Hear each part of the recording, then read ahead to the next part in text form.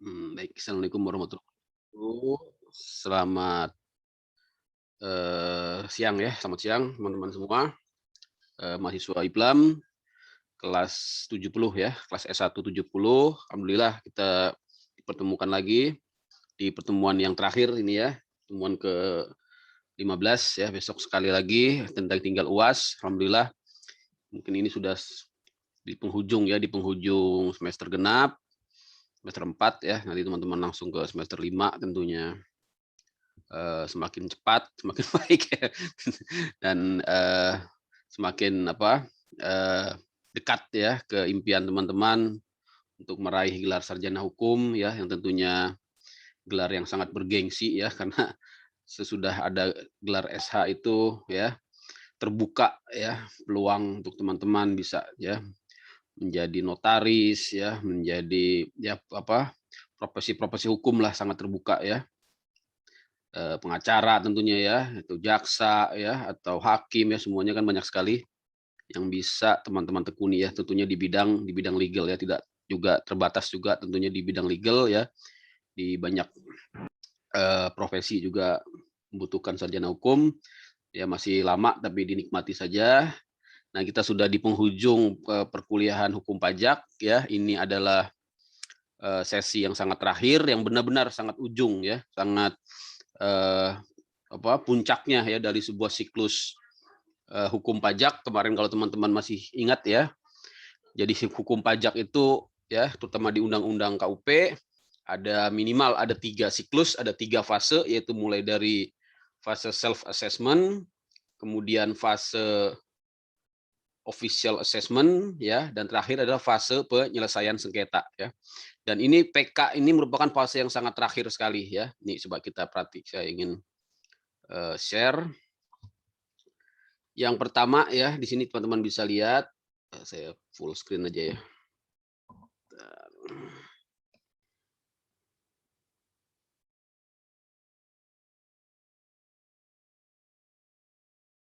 ini dia. Mmm.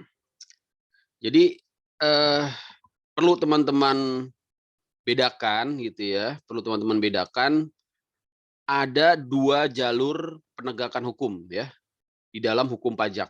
Dan ini terkadang sulit untuk membedakannya ya, terutama yang baru berhubungan dengan hukum pajak ya, atau belum mempelajari hukum pajak secara mendalam. Mengapa bisa, membingungkan ataupun seolah-olah terjadi apa ya, tumpang tindih gitu ya, karena, antara penegakan hukum pidana dengan hukum administratif ini ya, kalau kita lihat banyak, dilakukan dengan upaya paksa ya, dengan upaya paksa, dan itu, lazimnya ya di luar hukum pajak, upaya paksa itu ya masuk ke dalam ranah pidana. Tapi kalau kemarin teman-teman menyimak di kuliah sebelumnya ya, upaya administratif yang dilakukan oleh Direktorat Jenderal Pajak ya di dalam menegakkan hukum pajak, itu juga menggunakan jenis-jenis upaya paksa ya. Upaya paksanya seperti apa? Misalnya seperti penyitaan ya, yang lazimnya ada di, penegakan hukum pidana ya, kegiatan menyita ya, kemudian, menahan ya, kemudian, mencegah ya, menangkal ya, memblokir, rekening ya. Nah, itu biasanya kan ada di dalam sebuah siklus tindakan pemidanaan ya, dimulai dari penyidikan sampai nanti penuntutan dan, pemidanaan ya. Nah, tapi di hukum pajak ya, ranah administratif yang dimulai dengan penagihan pajak ya, kemudian surat paksa ya, kemudian surat perintah melakukan penyitaan ya, kemudian satu lagi apa, surat pengumuman lelang ya, bahkan sampai ke penyanderaan ya, penyanderaan atau gizling ya. Bahkan juga sampai ke, pencegahan ya, artinya orang dilarang meninggalkan ya, meninggalkan, Indonesia ya, bahkan juga menangkal ya, artinya melarang orang masuk ke wilayah Indonesia. Artinya ini merupakan upaya administratif tapi sudah ya di dalam tanda kutip gitu ya, di dalam tanda kutip seolah-olah terjadi pelanggaran HAM ya. Padahal memang undang-undang KUP ya atau hukum pajak memberikan wewenang upaya paksa walaupun itu masih di dalam ranah administratif, bukan dalam konteks tindak pidana. Itu ya teman-teman ya. Jadi memang harus dibedakan dulu ya jenis penegakan hukumnya apa, pidana atau administratif. Ya, ngopi dulu ya biar ngantuk. Itu ya teman-teman ya. Nah, nanti sesudah kita bisa bedakan ya antara administratif dengan pidana. Nah, kita lihat dulu jalur pidana ya. Kemarin kita sudah masuk yang namanya tindak pidana pajak ya. Mulai dari pasal berapa? Masih ingat? Pasal 38 ya, tentang delik ketidaksengajaan atau kelalaian. Kemudian pasal 39 ya, delik kesengajaan, pasal 39A ya terkait dengan faktur pajak ya yang tidak berdasarkan transaksi sebenarnya ya, TBTS, pasal ya 40, 41 dan seterusnya ya.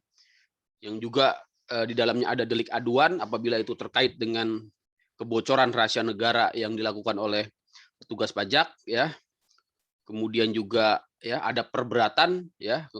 Kemudian juga ada pemberatan ya, tapi biasanya perberatan ya. Kalau atau residivis ya di pasal 39 ya, teman-teman kalau mau dalami lagi bisa lihat di slide berikutnya, di slide sebelumnya ya tentang tindak pidana perpajakan ya teman-teman ya. Nah, untuk proses pidana jalurnya mengikuti KUHP ya. Mengikuti apa? KUHP. Kitab Undang-Undang Hukum Acara Pidana ya. Ya teman-teman ya. Mengikuti KUHP. Apa itu? Dimulai dari penyelidikan ya atau lead. Saya mau pakai pen dulu. Pen tablet biar bisa coret-coret.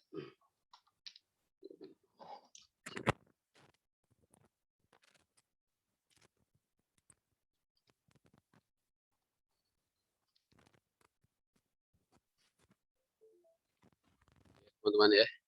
Apa?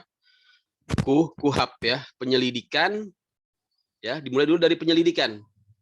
Nah, tapi ya yang kemarin kalau teman-teman perhatikan di hukum pajak ya, terutama di penjelasan saya terkait dengan pemeriksaan ya. Untuk penyelidikan ya, khusus di hukum pajak ini ya teman-teman ya.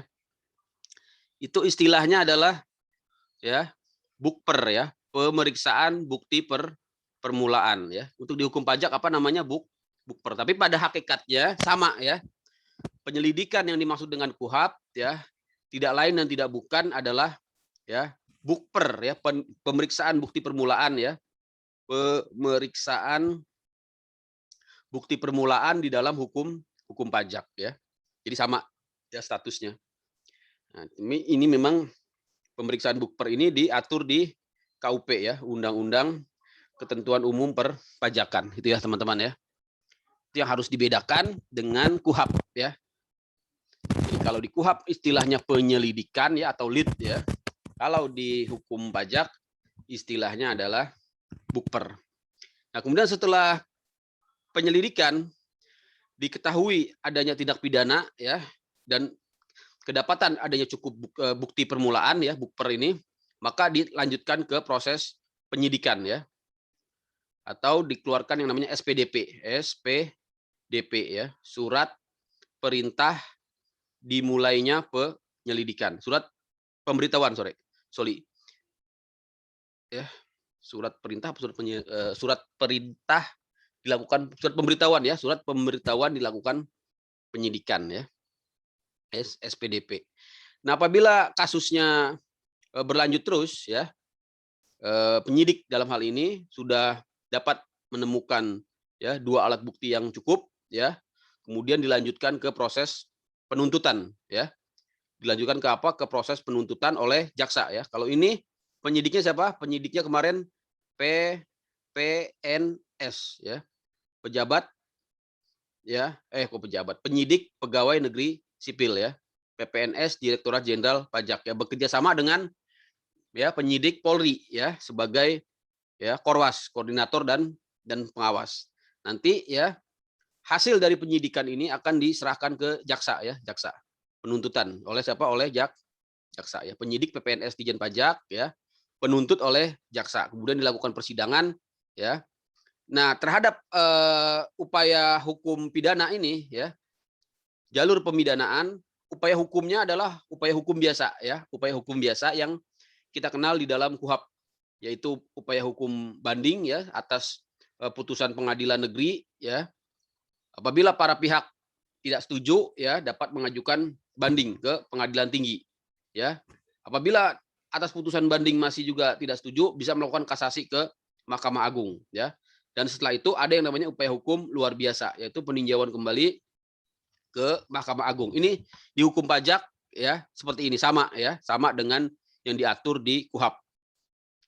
Nah, ada pengecualian di sini ya, kekhususan dari hukum pajak yaitu yang namanya prinsip ultimum remedium. Nih ya teman-teman ya, ini saya sering sekali sampaikan prinsip ultimum remedium. Apa itu prinsip ultimum remedium? Ya, langsung saja saya kasih tahu ya. Teman-teman sih bisa googling, bisa cari banyak ya penjelasannya. Intinya adalah mendahulukan ya sanksi administratif ya, mendahulukan sanksi ya administratif ya daripada sanksi pidana ya. Jadi kalau di hukum pajak itu ya selama masih bisa dikenakan sanksi administratif ya, selama masih bisa dikenakan denda ya dan juga membayar pajak yang terutang ya, maka dapat disingkirkan ya atau di apa namanya istilahnya dikesampingkan perbuatan pidana ya. Itu memang dimungkinkan ya. Jadi bukan istilahnya beli kasus bukan ya, membayar bukan, tapi ini memang dimungkinkan oleh undang-undang ya, undang-undang KUP ya, misalnya ini ya, dengan membayar sanksi 200% ya. Ini tapi kan kemarin sudah saya jelaskan ya, ada yang 200% ya, ada yang 150% ya, ada yang 400% ya. Nah, tergantung posisinya gitu ya. Yang sanksi 200% ini apabila wajib pajaknya alpa ya, kemudian datanya tidak benar ya, dan dia baru melakukan kesalahan yang pertama ya. Dia baru pertama kali melakukan kesalahan dia kena 200%. Gitu ya teman-teman ya. Ini otomatis dia cukup bayar 200% dan dia memang tidak akan dilarikan ke pidana ya. Tapi kalau yang 150% ini dia sebelum ada putusan pidana ya, belum ada pemidanaan, belum ada penyidikan ya, tapi dia mengaku di proses pemeriksaan ya. Jadi yang disebut dengan bukti di bukper ini belum diangkat ke penyidikan, dia sudah melakukan yang istilahnya pengakuan ketidakbenaran ya, pengakuan ketidakbenaran perbuatan ya. Pasal 8 ini ya. Pasal 8 ya. Pasal 8 ayatnya kalau salah ayat 3 ya, pasal 8 ayat 3. Ya, pasal 8 ayat 3 ya. 3 apa 4 ya, saya lupa. Pokoknya pasal 8 ya, pasal 8 ini kena 150% ya. Kena 150%. Tapi dia sudah mengaku ya, sebelum ada penyidikan. Tapi kalau sudah terlanjur disidik ya, kalau sudah terlanjur disidik ya, ini ada yang namanya asas deponering ya. Apa namanya? Asas deponering ya, E-nya 2 ya, deponering. Nah, ini kena 400%. Apa tuh asas deponering? Yaitu di mana jaksa agung ya, ini harus lewat jaksa ya. Jaksa agung ya, atas permohonan Menteri Keuangan ya menghentikan penyidikan tindak pidana di bidang perpajakan atas kepentingan penerimaan negara ya. Jadi tujuannya untuk kepentingan penerimaan negara ya, maka diponiring atau di apa tadi dihentikan penyidikan tindak pidana, gantinya dengan membayar denda sebesar 400% ya. Ini di Undang-Undang KUP pasal 42 ya, pasal 42B. Pasal 42B Undang-Undang KUP. Itu ya teman-teman ya. Tapi di Undang-Undang Ciptaker ini di diskon ya. Sanksinya tidak sampai 400%, tapi menjadi 300% ya. Jadi di diskon sekarang ya. Cukup 300% ya. Itu ya teman-teman. Nanti kalau ada tax amnesty, nah itu didiskon lagi ya. Bahkan dia tidak perlu bayar denda ya. Bahkan pidananya hilang tanpa bayar denda, tapi dia membayar uang tebusan tentunya ya atas ya harta kekayaannya yang terkait dengan laporan pajak sebelum tax amnesty itu ya. Halo, Hera ya. Ini ada Hera ya. Jarang ya. Jarang muncul kayaknya. Itu ya teman-teman ya. Oke, saya unmute, saya mute dulu ya. Suaranya bocor. Oke. Itu ya jelas ya. Ini kalau jalur pidana. Nah, sekarang kita masuk ke jalur non pidana atau jalur administratif. Jadi ingat ya, ini proses pidana di dalam hukum pajak ya. Sekarang kita akan masuk ke proses administratif. Ini boleh ini dulu, di print screen dulu. Teman-teman mau ya, sebelum nanti saya hapus. Saya print screen dia. Nah, saya kasih ke siapa? Mulyadi. Mulyadi Melva, jadi Mbak Melva. Ya, teman-teman. Tadi sekarang kita akan masuk ke berikutnya apa? Jalur administratif ya. Jalur administratif ini ya berbeda dengan jalur pidana ya. Kalau jalur pidana tadi proses penghukuman menunggu putusan pengadilan, tapi kalau jalur administratif ya proses penghukuman dalam artian sanksi administratif dapat langsung dikenakan tanpa menunggu putusan pengadilan ya. Putusan pengadilan nanti akan keluar apabila ya wajib pajak melakukan upaya hukum ya ke pengadilan ya, baik itu pengadilan pajak ya maupun pengadilan selain pengadilan pajak, misalnya pengadilan tata usaha negara atau pengadilan negeri ya, atau bahkan juga bisa ke ya pengadilan negeri ya, pengadilan negeri juga ada ya. Jadi hukum pajak juga ada yang sampai ke pengadilan negeri ya, yaitu nanti kaitannya dengan upaya hukum atas ya penyanderaan ya. Kemarin masih ingat ya. Jadi memang ada, tidak seluruhnya masuk ke pengadilan pajak ya. Yang jalur administratif ini harus diingat-ingat ya, tidak seluruhnya masuk ke pengadilan pajak ya. Nah, ya. Karena ya pengadilan pajak ini memang sebagian besar mayoritas masuk ke pengadilan pajak ya. Apa saja yang masuk ke pengadilan pajak ya? Yaitu ya di sini saya kasih coretan aja ya, keberatan ya, upaya hukum keberatan ya kan, gugatan ya kan. Nah, itu masuk ke pengadilan pajak ya. Keberatan dan gugatan ya. Gugatan atas apa? Kemarin malah masih ingat ya, atas penagihan ya. Gugatan atas penagihan ya, gugatan atas prosedural ya, prosedural keputusan pajak yang dinilai cacat hukum ya, masuk ke pengadilan pajak. Tapi ada juga yang ke pengadilan negeri. Nah ya, kalau ke pengadilan tata usaha negara memang secara normatif tidak ya. Secara normatif tidak ada yang masuk ke pengadilan tata usaha negara. Tapi secara empiris ya, secara praktek itu ada ya teman-teman ya. Teman-teman bisa googling, bisa cari, ada sengketa pajak juga yang masuk ke tata usaha negara. Ya kenapa bisa begitu? Padahal kan sudah jelas bahwa pengadilan pajak ini pengadilan khusus ya, artinya bersifat lex spesialis, harusnya perkara pajak ya, sengketa pajak masuk ke pengadilan pajak. Tapi itulah ya apa namanya uniknya hukum Indonesia ya, karena memang para penegak hukumnya ya, terutama hakim juga ya sering sekali tidak taat asas ya, tidak taat terhadap hukum ya, karena memang dia diberikan independensi ya, akhirnya bisa memutus ya di luar hukum ya. Ya di satu sisi itu merupakan sebuah apa namanya hal yang negatif ya, tapi mungkin di sisi lain ya bisa juga menjadi hal yang positif tentunya untuk para pencari keadilan gitu ya.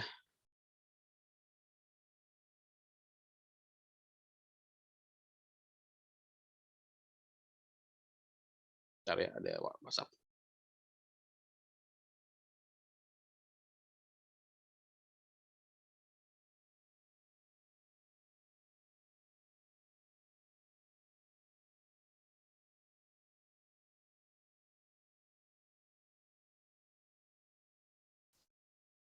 Bentar ya, maaf. Ada WhatsApp sebentar.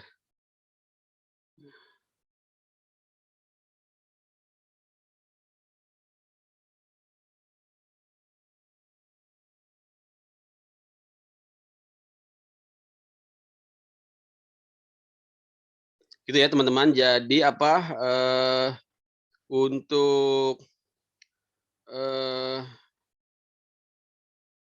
eh, tadi hukum administrasi ya atau perkara sengketa pajak itu secara normatif harusnya masuk ke mana? Masuk ke Pengadilan Pajak ya.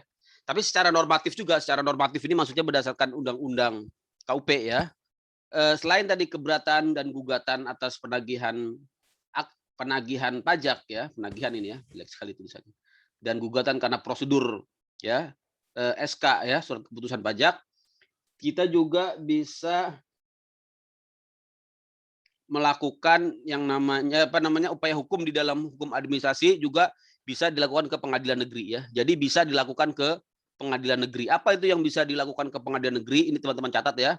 Yang pertama adalah ya upaya hukum atas pencegahan ya. Pencegahan. Sorry, bukan pencegahan. Atas penyanderaan ya, atas penyanderaan. Pencegahan masuk ke pengadilan pajak ya. Jadi gugatan atas penagihan pajak, prosedur surat ketetapan pajak dan pencegahan ya. Pencegahan masuk ke pengadilan pajak. Tapi untuk pengadilan negeri ini adalah penyanderaan ya. Penyanderaan giseling ya atau giseling kalau mau melakukan upaya hukum ke pengadilan negeri. Saya ada contoh putusannya ya.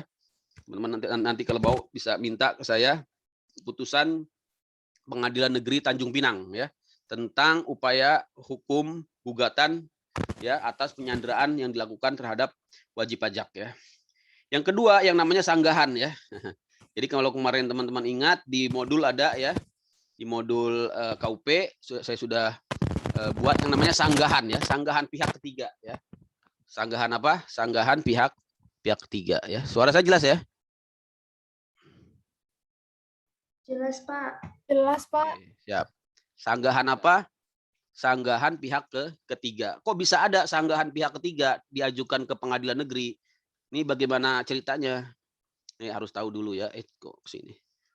Apa sanggahan pihak ketiga? Jadi kemarin sih kalau teman-teman nyimak di video sebelumnya, itu ada yang namanya sanggahan pihak ketiga diatur di pasal 38 ya. Undang-Undang Penagihan Pajak dengan Surat Paksa ya. Undang-Undang Penagihan Pajak dengan Surat Paksa pasal 38 ya. Dan juga Undang-Undang Pengadilan Pajak ya pasal 41 kalau nggak salah ya. Undang-Undang Pengadilan Pajak. Apa itu sanggahan kepada pihak ketiga disampaikan ke pengadilan negeri, yaitu apabila ada pihak ketiga ya yang merasa keberatan terhadap penyitaan yang dilakukan oleh Direktur Jenderal Pajak ya. Jadi misalnya peristiwanya kemarin kalau saya kasih contoh di showroom mobil ya, showroom mobil itu misalnya showroom mobil dealer lah gitu ya, dealer mobil dia kena utang pajak ya dan disita ya. Nah, ternyata ketika proses penyitaan itu ya mobil-mobil yang di dalam showroom itu disita semuanya, padahal beberapa mobil sudah menjadi milik dari klien, sudah menjadi milik dari customer ya, atau ada mobil-mobil yang sebenarnya tidak ada hubungannya dengan dealer itu ya, misalnya mobilnya karyawan ya, atau mobil pengunjung lagi parkir gitu ya, lagi nitip mobil ya, atau disita semuanya ya dalam rangka penagihan pajak ya. Nah, sebelumnya apabila sudah melakukan komplain gitu ya, bukan sanggahan ya, komplain aja penjelasan lah kepada Direktorat Jenderal Pajak ya melalui jurusitanya, ternyata masih juga tidak dapat ya dilakukan perubahan ya, maka bisa melakukan sanggahan ke pihak pengadilan negeri. Tetapi ini memang hukum acaranya menjadi lama ya. Kenapa menjadi lama? Karena ke pengadilan negeri tentunya mengikuti hukum acara di pengadilan negeri ya. Sehingga di sini berlaku ya berdasarkan pengalaman saya menangani sanggahan pihak ketiga ini, berlaku hukum acara perdata ya. Artinya setelah dari pengadilan negeri nanti dilakukan proses mediasi ya, kemudian proses persidangan ya, kemudian proses pembacaan gugatan, replik, duplik ya, pembuktian ya, saksi ya, sampai ahli mungkin ya, sampai terakhir kesimpulan dan sampai keputusan pengadilan negeri, nanti juga bisa dilakukan banding ya. Jadi bisa banding ke pengadilan tinggi ya, bahkan kasasi ke MA. Jadi memang akhirnya menjadi lama ya, padahal sengketanya hanya masalah kepemilikan saja. Jadi ini masalah apa?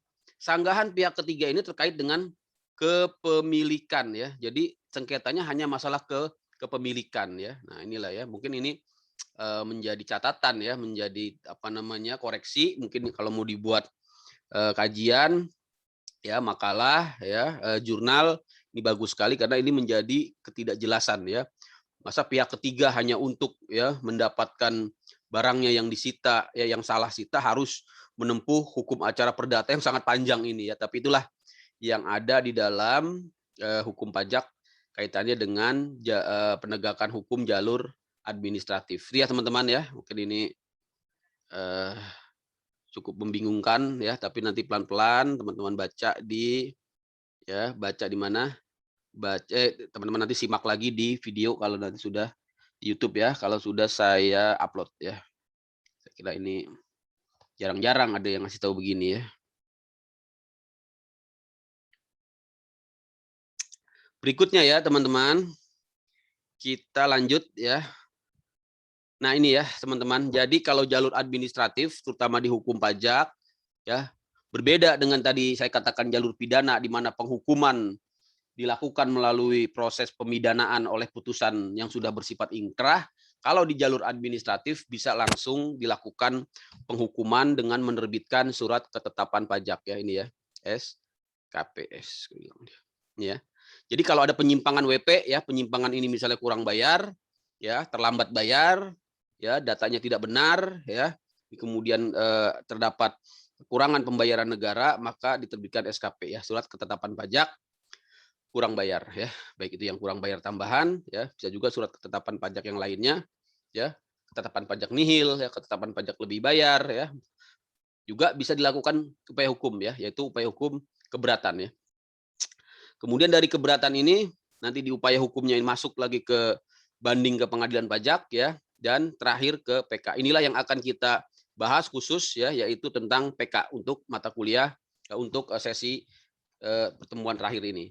Tapi yang perlu teman-teman ingat ya, yang namanya jalur administratif atas upaya hukum pajak ini tidak hanya keberatan ya. Kemarin kalau teman-teman ingat ada yang namanya apa pembetulan ya, pembetulan di pasal berapa? 16 ya, Undang-Undang KUP ya. Pembetulan atas apa? Ya, atas salah hitung ya. Salah hitung ya, kemudian salah apa? Salah hitung, salah tulis ya. Nah, satu lagi salah penerapan ya, salah penerapan ya, salah hitung, salah tulis, salah salah penerapan. Jadi ini adalah kesalahan yang bersifat manusiawi ya. Kesalahan yang bersifat manusiawi ya, atau human error ya. Human error, dan sebenarnya bukan merupakan sengketa ya. Jadi seharusnya baik itu petugas pajak ya maupun apa namanya pemohon ya, wajib pajak tidak dalam kondisi bersengketa ya. Keduanya sama-sama paham, keduanya sama-sama mengakui adanya kesalahan, dan ini cuma memang sebuah proses yang harus ditempuh ya dalam rangka kepastian hukum ya, dan juga keadilan ya, tapi lebih kepada aspek kepastian hukum ya, dalam rangka memperbaiki ya, membetulkan ya surat keputusan pajak yang kedapatan salah tulis, salah hitung ataupun salah dalam penerapan ya peraturan perundang-undangan. Itu ya teman-teman ya. Kemudian selain keberatan, kalau kemarin teman-teman perhatikan juga ada yang namanya upaya hukum pasal 36.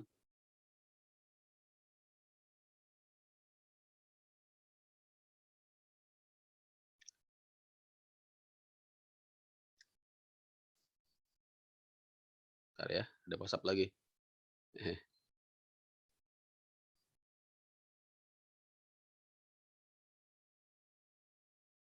Itu ya teman-teman ya.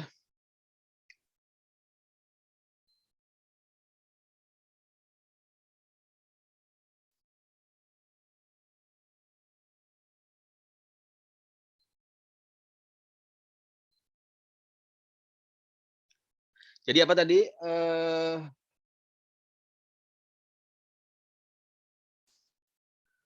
Ini ya. Nah, kita akan bahas khusus ada lagi satu lagi ya, upaya hukum pasal 36 ya. Di sini saja saya bikin di bawah ya. Upaya hukum pasal 36 yaitu upaya hukum terkait dengan pengurangan ya, pengurangan ya dan pembatalan ya. Pengurangan, penghapusan dan pembatalan, pengurangan dan penghapusan sanksi pembatalan surat ketetapan ya. Ya teman-teman ya, bisa lihat di pasal 36.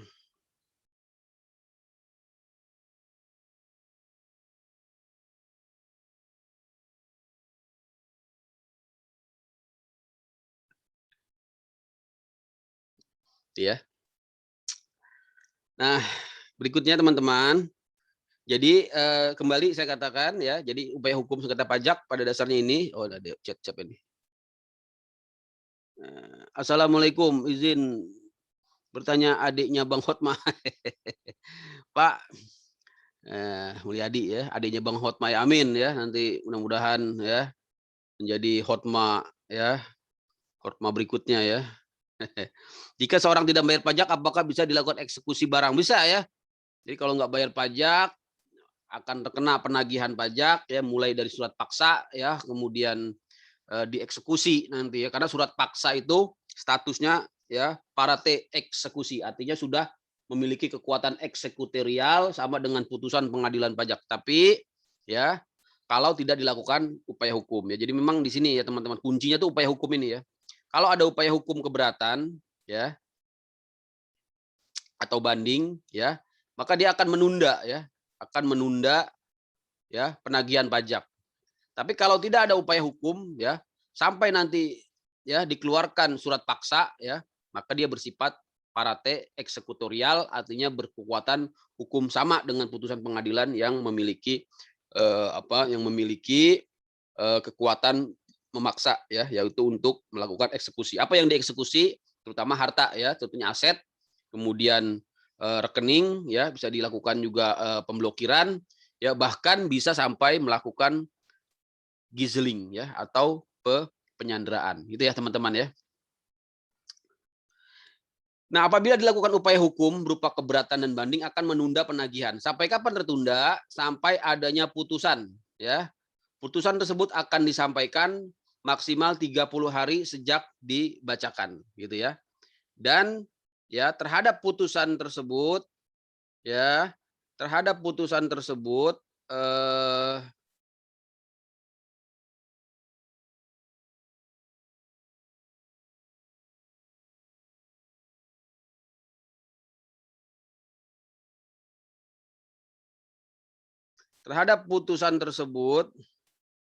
ya dapat dilakukan peninjauan kembali ya, itulah yang akan kita bahas sekarang ya.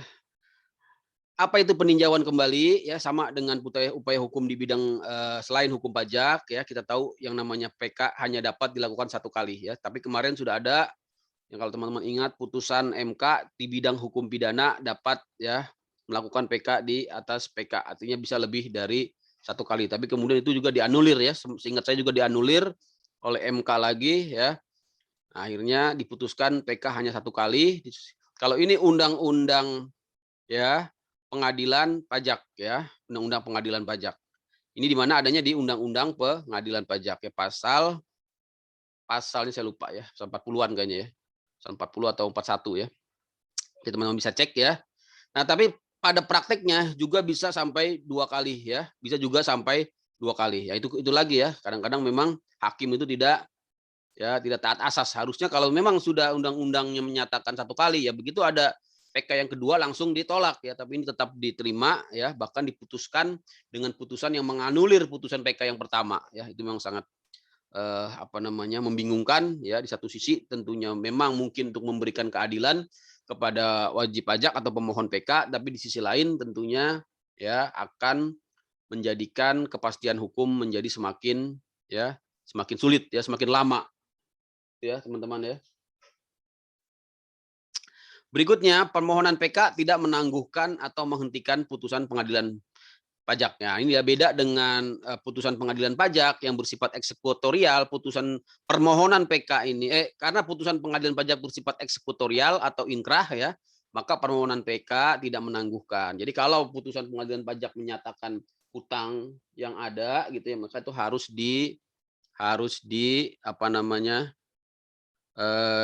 dilakukan eksekusi ya, walaupun sudah dilakukan permohonan PK ya gitu ya. Kemudian permohonan PK dapat dicabut ya sebelum diputus. Gitu ya, teman-teman ya.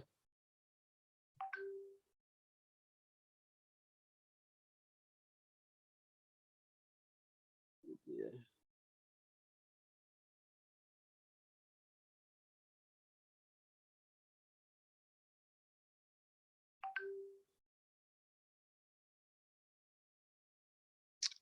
Berikutnya, nah ini tentang PK ya. Jadi teman-teman kalau mau melakukan PK atas putusan pengadilan pajak, teman-teman harus ya menggunakan 5 alasan ini ya, salah satu dari 5 alasan ini ya, minimal 1 ya, bisa 2 atau lebih ya, alasan-alasan yang harus dipenuhi dalam melakukan peninjauan kembali ya. Pertama ya, putusan pengadilan pajak didasarkan kepada suatu kebohongan ya atau tipu muslihat ya. Pihak lawan ya yang diketahui setelah perkaranya diputus atau didasarkan pada bukti-bukti yang kemudian oleh hakim pidana dinyatakan palsu. Jadi harus berdasarkan putusan hakim pidana ya untuk menyatakan palsu, tipu muslihat ya, kebohongan tidak bisa tanpa adanya putusan pidana ya, itu ya teman-teman ya. Kemudian terdapat bukti tertulis baru ya atau biasa disebut novum ya. Jadi ini disebut dengan novum ya teman-teman ya. Bukan ovum ya. Kalau ovum itu apa? Ovum itu sel telur ya, tapi ini novum ya. Nah, novum istilahnya apa? Bukti tertulis baru ya, yang penting dan bersifat menentukan ya, yang apabila diketahui pada tahap persidangan di pengadilan pajak akan menghasilkan putusan yang berbeda ya. Ini novum disebutnya ya biasanya ya. Kemudian dikabulkannya suatu hal yang tidak dituntut atau disebut ultra petita ya. Jadi sebenarnya kalau kita baca dari alasan yang nomor 3 ini, hakim pengadilan pajak tidak boleh ultra petita ya. Ultra petita itu apa? Mengabulkan suatu tuntutan yang tidak dituntut ya. Nah, dikabulkannya suatu hal yang tidak dituntut atau lebih daripada yang dituntut. Jadi memang hakim sebenarnya tidak boleh ultra petita ya. Tapi memang di sisi lain ada asas yang mengatakan hakim ya, terutama hakim tun ya, termasuk juga hakim pajak harus aktif ya.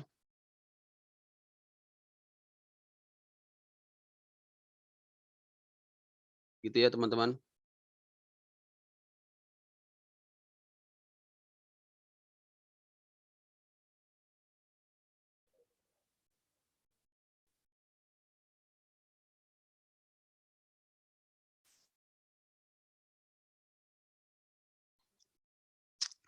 Berikutnya ya, alasan yang keempat yaitu belum diputus ya, belum diputusnya suatu bagian dari tuntutan belum diputus ya. Nah, ya.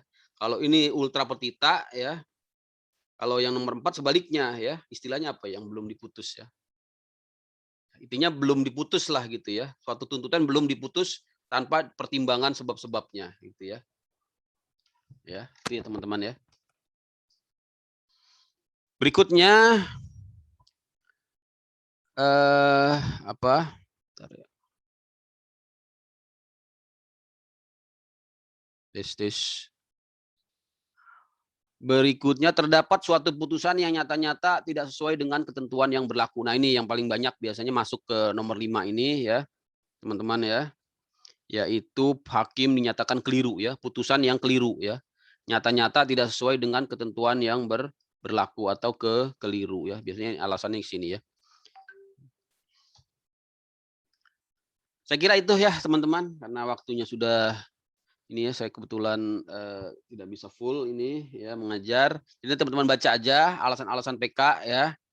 Ini saya kira sudah cukup banyak ya, teman-teman bisa baca ya, ada kebohongan, muslihat tadi ya, novum ya, bukti baru yang harus dipertanggungjawabkan ya, novum harus disertai dengan berita acara sumpah. Jadi kalau nanti bikin memori PK ya, kemudian akan disumpah ya oleh pengadilan pajak ya, di mana pemohon diminta untuk menerangkan ya dalam persidangan bahwa benar pihaknya telah menemukan bukti baru yang kemudian surat baru tersebut dijadikan novum untuk menemukan data yang semula belum terungkap ya, sesuatu yang tidak pernah dikemukakan dalam sidang atau data baru yang dapat mendukung alasan pemohon. Jadi ini ya novum itu ya. Apa data yang semula belum terungkap, sesuatu yang tidak pernah dikemukakan dalam sidang atau data baru yang dapat mendukung alasan pemohon ya. Nah, alasan novum ya. Bila lawan bisa membuktikan surat-surat tersebut sebenarnya sudah berada di tangan pemohon sejak sebelum perkara itu diputus, maka permohonan PK itu dinyatakan ditolak.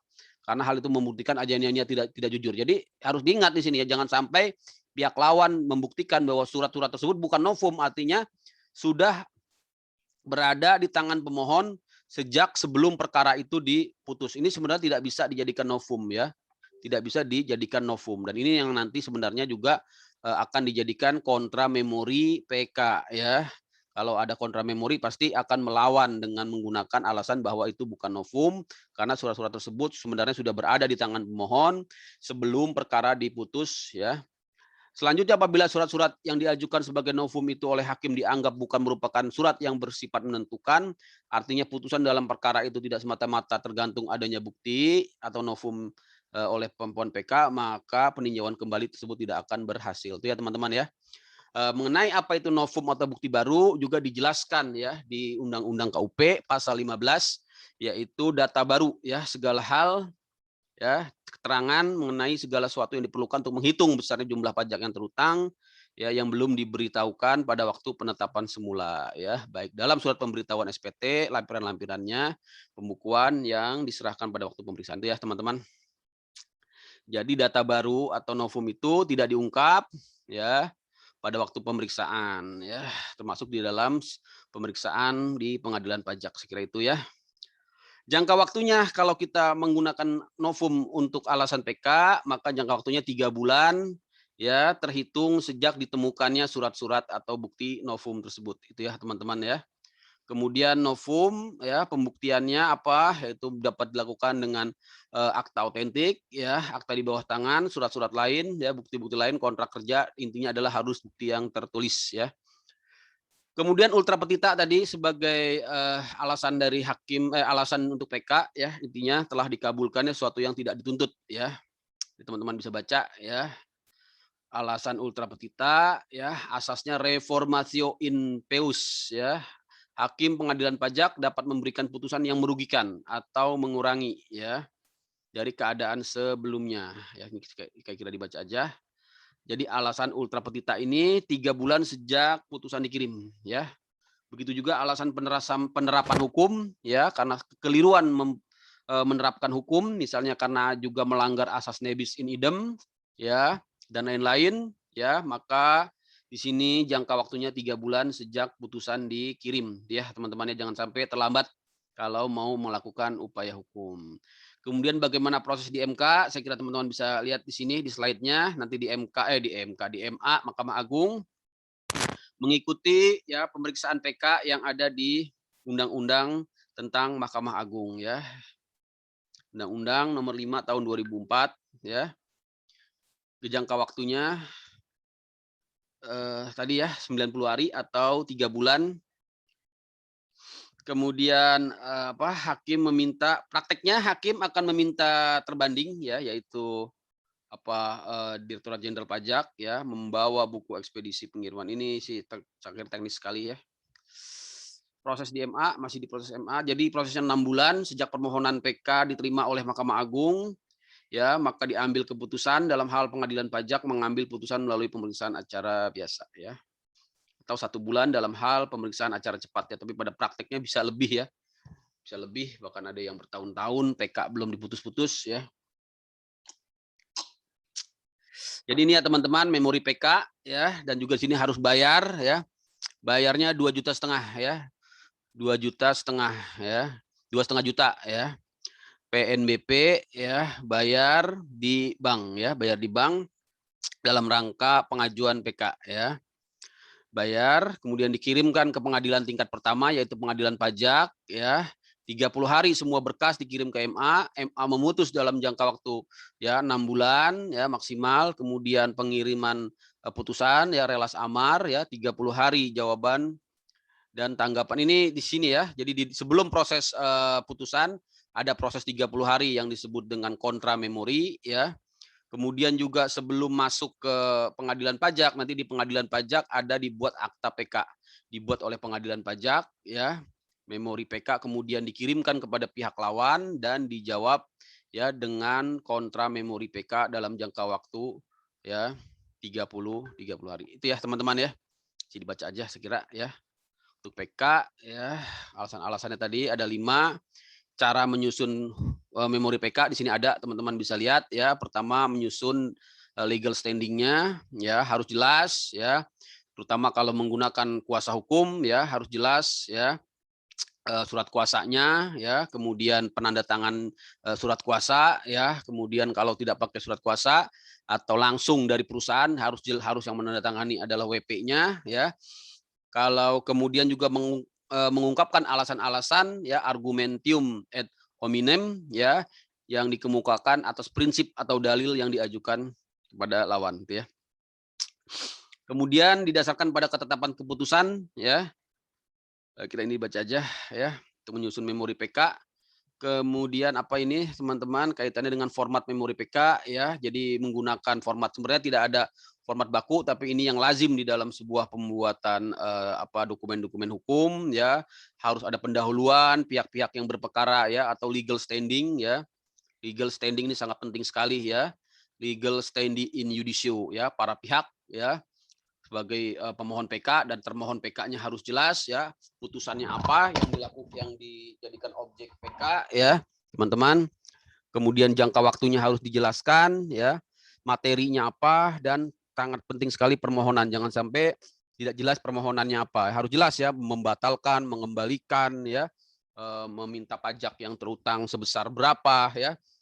Kalau di hukum pajak seperti itu ya. Harus ada pernyataan jumlah pajak yang terutang menurut pemohon PK ya. Saya kira itu ya, nanti teman-teman baca aja ini ya, karena waktunya sudah mepet. Saya ya izin dulu ya. Saya akhiri. Terima kasih. Nanti akan saya share materinya ya pada teman-teman ya. Nanti untuk UAS sih saya kira tidak usah terlalu difikirkan ya. Insya Allah ya teman-teman bisa lah ya. Nah, saya kira itu teman-teman sekalian. Ini kita akhiri ya. Nanti kita insya Allah ketemu lagi di mata kuliah yang lain ya dari saya, karena selain hukum pajak saya juga mengampu beberapa mata kuliah ya, ilmu negara, hukum internasional, hukum bisnis internasional ya, hukum perdata internasional dan juga beberapa mata kuliah lainnya. Ya, semoga teman-teman semua diberikan kesehatan ya dan tetap semangat ya di dalam menjalankan perkuliahan sampai dengan terakhir ya. Baik, saya kira itu ya. Kalau tidak ada pertanyaan kita akhiri saja ya. Ada pertanyaan? Baik, Pak, kalau untuk tugas itu Oh, deadline-nya kapan ya, Pak? deadline-nya sampai ini aja deh. Sampai UAS aja nanti. Habis UAS ya. UAS kapan ya? Tanggal 5, Pak. 5 Mulai apa? dari tanggal 5 5 Juli ya? Juli, Pak. 5 Juli ya. Ya UAS kan 5 Juli.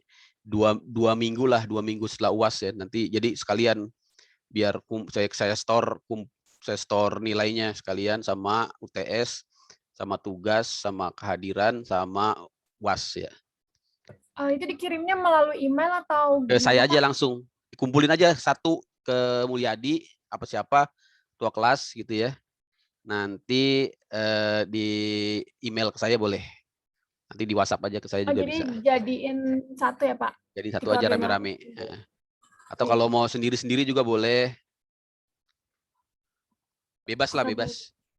Oke, baik, Pak. Terima kasih, Oke. Pak. Ya, itu aja ya. Jadi tugasnya nyari jurnal ya, hukum pajak tapi ya, jangan jurnal yang lain-lain ya. Cari jurnal hukum hukum pajak ya. Kemudian kalian berikan review ya, komentar ya, apa saja ya tanggapan kalian mulai dari pertama judulnya tentunya ya, kedua metodologinya ya, permasalahannya apa yang diangkat ya. Kemudian kesimpulannya apa ya, terakhir komentar kalian, pendapat ya, opini kalian terhadap artikel ya atau di dalam jurnal tersebut. Ya, misalnya artikel ini sangat bermanfaat atau artikel ini harus diperbaiki ya dari segi dasar hukumnya atau dari segi metodologinya atau dari segi apa ya teorinya gitu ya. Kalian bisa melakukan yang namanya critical review. Baik gitu ya teman-teman ya. Terima kasih, sampai jumpa di lain kesempatan. Saya akhiri. Assalamualaikum warahmatullahi wabarakatuh. Selamat siang ya, tetap semangat semuanya. Terima kasih. Terima kasih Pak. Terima kasih ya Pak. Terima kasih Pak. Waalaikumsalam Pak. Assalamualaikum warahmatullahi wabarakatuh. Selamat sore, selamat siang. Izin ya.